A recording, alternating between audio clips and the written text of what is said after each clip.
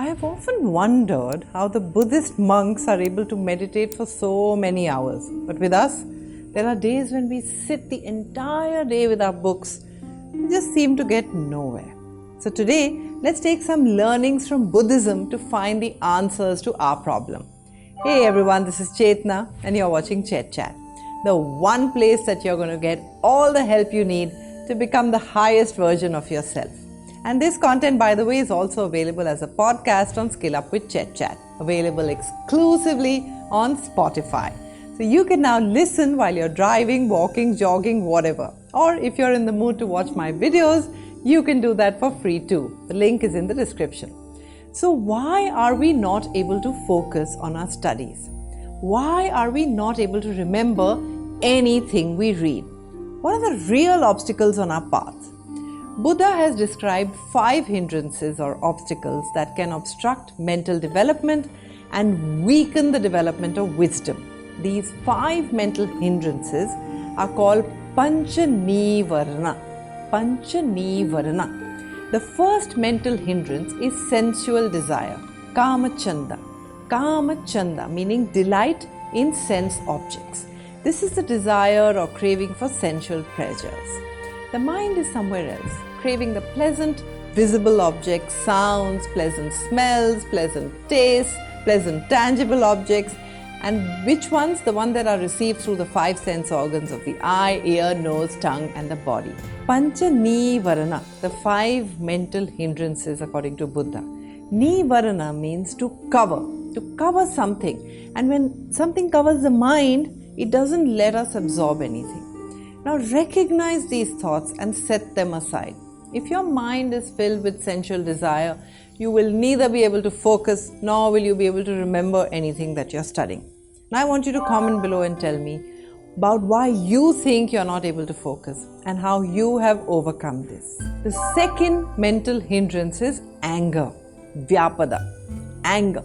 Anger comes in many different forms. It could be resentment, aversion, animosity, irritation, hostility, grief, fear and hatred towards others. The Buddha has compared a mind that's overwhelmed with anger to a bowl of bubbling, boiling water that's being heated on a fire.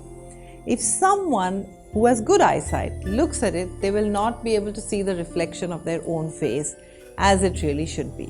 Similarly, if you're trying to study, when your mind is filled with anger and hatred, you will not be able to focus, or you'll not even be able to understand what you're reading. You forget about trying to remember anything. One thing about anger is that it fills you with a lot of energy. Channel this creative energy like Lord Shiva's Tandav dance. If you're angry because you fought with your partner, then go out for a long overdue run in the fresh air.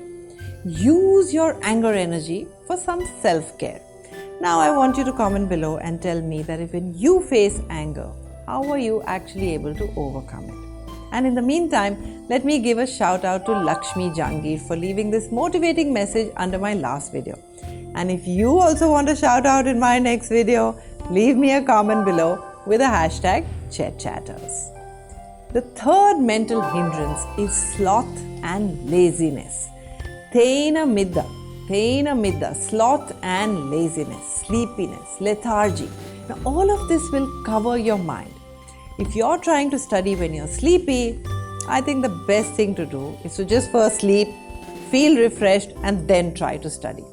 Forcing yourself to stay awake all night while yawning and fighting sleep is a terrible habit. I will give you one hack to overcome laziness. It's called the calendar trick. Actor and comedian Jerry Seinfeld used to motivate himself to write by using this trick. The trick is, once you successfully execute your study plan for the day, make a big cross on the calendar on that day. A few days later, you'll see a chain formed on your calendar, and your only task is not to break it. Leave us a comment below and tell us how you are able to overcome laziness. The fourth mental hindrance is restlessness and remorse. Uddhacca-Kukkucca. Uddhacca-Kukkucca.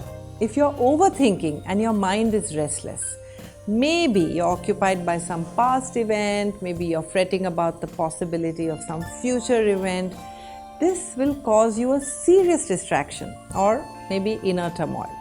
The Buddha has compared the mind that is overwhelmed by restlessness and remorse to water in a bowl that is, let's say, agitated and stirred by strong wind. Now, if a person with normal eyesight looks at his reflection in that water, they won't even recognize their own face. Put an action frame around your problem. What is worrying you and how can you solve it? Is there a solution that's within your control? Do what you can that's within your control and leave all the thoughts and everything that's outside your control. Just leave it outside of yourself. Trust that the universe has a plan for you, which is perfect and in good time. The fifth mental hindrance is self-doubt. Self-doubt. If your mind is filled with self-doubt, you're not confident about your own abilities, then nothing that you're reading will go into your mind. You'll not be able to focus. In fact, you'll forget everything that you just read a minute ago. Try to practice some self-compassion. Remember all your accomplishments. You have come very far in life. Don't compare yourself to others. No two people have the same set of circumstances.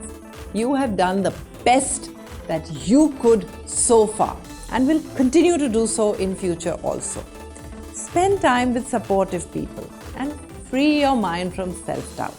And above all, the Buddha says that 5 minutes of meditation every day will greatly help improve your focus and concentration and also your retention power. I hope this will help you remove all your mental hindrances and help you focus better on your work. So do remember to press the subscribe button and the bell icon, and happy learning!